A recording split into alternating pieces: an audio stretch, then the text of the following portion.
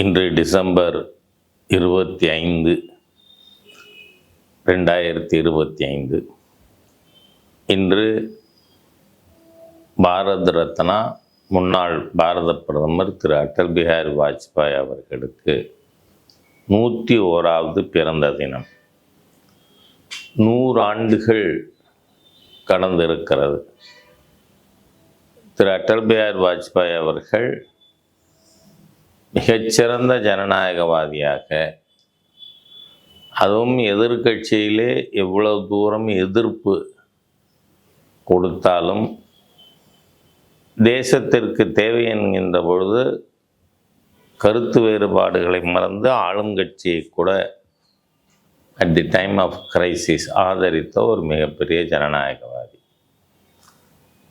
இவர் 1957 முத பாராளுமன்றத்திற்கு வெற்றி பெற்று பாராளுமன்றம் வருகிறார்.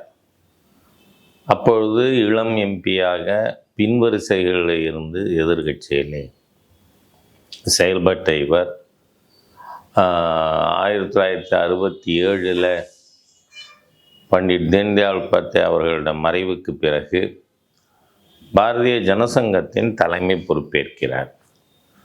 அப்பொழுது தமிழகத்தில் ஆனந்த விகடன் பத்திரிகையிலே வந்த கட்டுரை எனக்கு இன்னமும் நினைவு இருக்கிறது.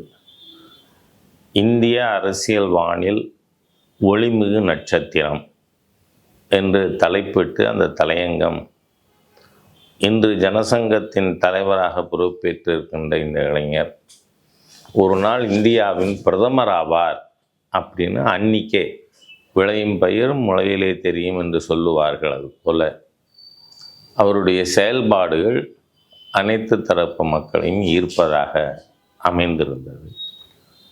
அதற்கு பிறகு 77 திரு வாஜ்பாய் அவர்கள் வெளியுறவு அமைச்சராக திரு மொரார்ஜிபாய் தேசாய் அரசாங்கத்தில் நியமிக்கப்படுகிறார். அனைவரும் மிகப்பெரிய விமர்சனங்களை முன்வைத்தார்கள். ஒரு இந்துத்துவவாதி, ஜனசங்கத்தின் தலைவர், இவரை வெளியுறவு அமைச்சராக நியமித்தால் பாகிஸ்தானோடு மற்றும் அரபு நாடுகளோடு நமக்கு உறவு கெட்டுப்போகும் என்றெல்லாம் எழுதினார்கள். ஆனால் பாகிஸ்தானுடைய அன்றைய பிற்காலத்தில் ஜனாதிபதியாக வந்த ஜியாவுல் ஹக் அவர்கள் ஒரு முறை ஜெய்ப்பூருக்கு கிரிக்கெட் பார்ப்பதற்காக வருகிறார், இந்தியா பாகிஸ்தான்.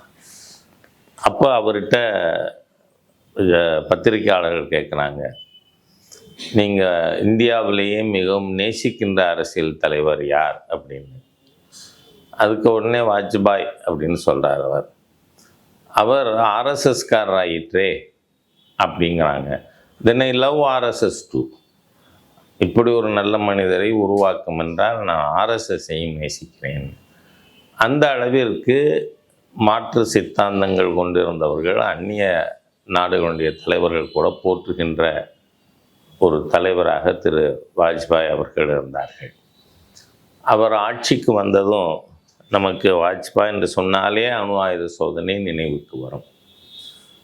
ஏனென்றால் அவர் ஆட்சிக்கு வந்து 60 நாட்குள்ள அணு ஆயுத சோதனை செய்தார். ஆனால் இதற்கு பின்னால் ஒரு ருசிகரமான சம்பவம் இருக்கிறார். அவர் 96 13 நாள் பிரதமராக இருந்த காலகட்டத்தில்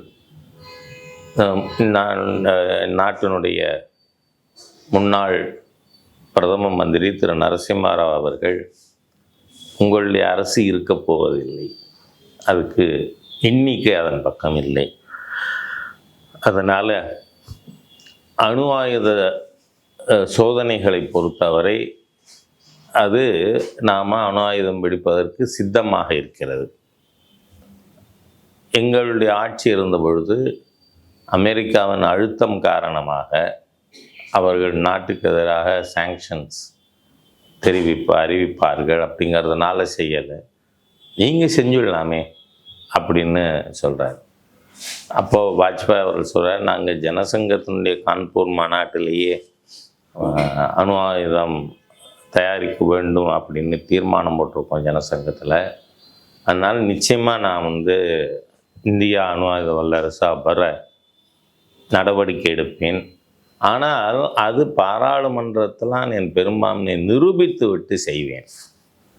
இப்போ ஏதோ போகிற போக்கில் கிள்ளி விட்டு போகிறதும்பாங்க கிராமத்தில், அந்த மாதிரியெல்லாம் செய்ய மாட்டேன்.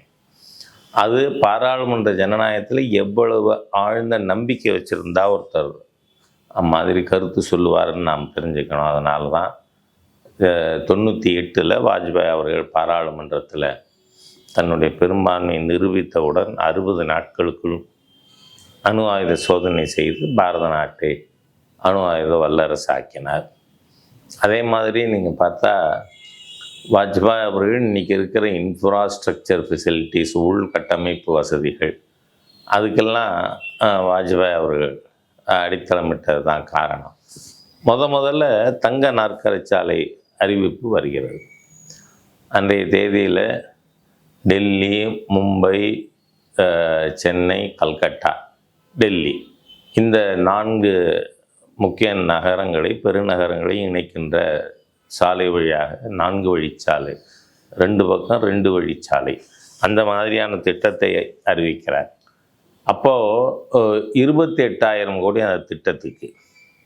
இந்தியா டுடே பத்திரிகையில் மாண்புமிகு பிரதமர் இதற்கான இவ்வளோ பெரிய தொகை, இன்றைக்கி ஒவ்வொன்றும் 1 லட்சம் 1.5 லட்சம் கோடின்லாம் திட்டம் நிறைவேற்றோம்.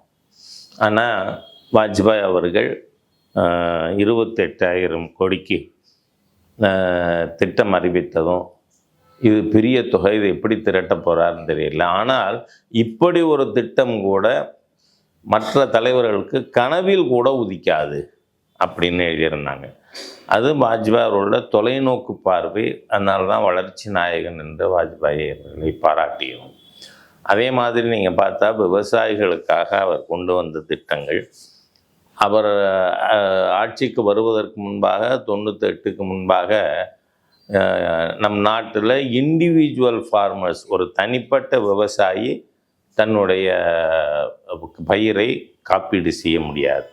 பேங்கில் கடன் வாங்கினா அந்த கடனுக்கு காப்பீடு, அது that was in fact loan insurance தான், கடனை காப்பீடு செய்வது. ஆனால் வாஜ்பாய் அவர்கள் வந்த பிறகு தான் தனிப்பட்ட விவசாயி காப்பீடு செய்ய முடியுங்கிற திட்டத்தை கொண்டு வரார். அது மட்டும் இல்லை, 96 துவக்கத்தில் பெங்களூரில் பாரதிய ஜனதா கட்சியினுடைய தேசிய பொதுக்குழு நடக்குது. அந்த பொதுக்குழுவில் பேசும்பொழுது வாஜ்பாய் அவர்கள் சொன்னார்கள், நாம் விவசாயி உற்பத்தி பெருக்க வேண்டும்னு கேட்குறோம், அவர்கள் உழைக்கிறார்கள், உற்பத்தி செய்கிறார்கள், ஆனால் அவர்கள் உற்பத்தி செய்த காய், கனி, பூ போன்றவைகள் அந்த காலத்து மதிப்புக்கு 10,000 கோடிக்கு அழுகி வீணாகின்றன. அதனால் விவசாயிகளுக்கு நாம் அவர்கள் உற்பத்தி செய்த பொருட்களை சேமிப்பதற்கு குளிர்பதன கிடங்குகள் ஏற்பாடு செய்யணும்னு பேசுகிறார். 98 ஆட்சிக்கு வந்த உடனே நீங்கள் அந்த 6 ஆண்டு காலத்தில் இந்த கோல்டு ஸ்டோரேஜ், குளிர்பதன கிடங்குகள் கட்டுவதற்கு ஒரு பெரிய நடவடிக்கை அன்றைக்கி எடுத்த மாதிரியே அதுக்கப்புறம் செய்யலை. காரணம், வாஜ்பாய் அவர்கள் அதுக்கு முக்கியத்துவம் கொடுத்தார். அதனால தான் போகிற பாதையிலெல்லாம் நான் பார்த்துருக்கேன், தேசிய நெடுஞ்சாலைகளில் போகிறபொழுது குளிர்பதன கிடங்குகள் ஆங்காங்கு கட்டப்பட்டு இருந்தேன். ஆகவே இந்த நாட்டுக்கு ஒரு உறுதியான எண்ணத்தோடு நாடு வளம் பெற்ற நாடாக வர வேண்டும், வலிமை பெற்ற நாடாக இருக்க வேண்டும். இந்த ரெண்டையுமே, இராணுவத்தை பலப்படுத்த அணு ஆயுத சோதனை, அதே போல் நாட்டின் உள்கட்டமைப்பு வசதிகள், பொருளாதார ரீதியாக இன்றைக்கி சாலை இணைப்பு, ரயில்வே இணைப்பு, தொலைத்தொடர்பு இணைப்பு என்று எல்லா இணைப்புகளும் மிகப்பெரிய வேக கதியிலே சென்று கொண்டிருக்கிறது. அதற்கு வித்திட்டவர் திரு வாஜ்பாய் அவர்கள். அதனால் இன்றைய தினம் அவருடைய 100 ஆண்டு ஆன ஒரு நிகழ்வை நாடு முழுவதும் பாரதிய ஜனதா கட்சியினர், தேசிய எண்ணம் கொண்டவர்கள் மிகப்பெரிய அளவிலே நூற்றாண்டு விழாவை கொண்டாடி வருகிறார்கள். வாஜ்பாய் அவர்களுடைய நினைவே நமக்கு இந்த தேசிய சிந்தனையை, நாடு வளமாக இருக்க வேண்டும், வலிமையாக இருக்க வேண்டும் என்கின்ற ஒரு எண்ணத்தை ஒவ்வொரு குடிமக்களுக்கும் ஏற்படுத்தும் என்பதிலே எந்த விதமான இருவேறு கருத்துக்களும் இல்லை.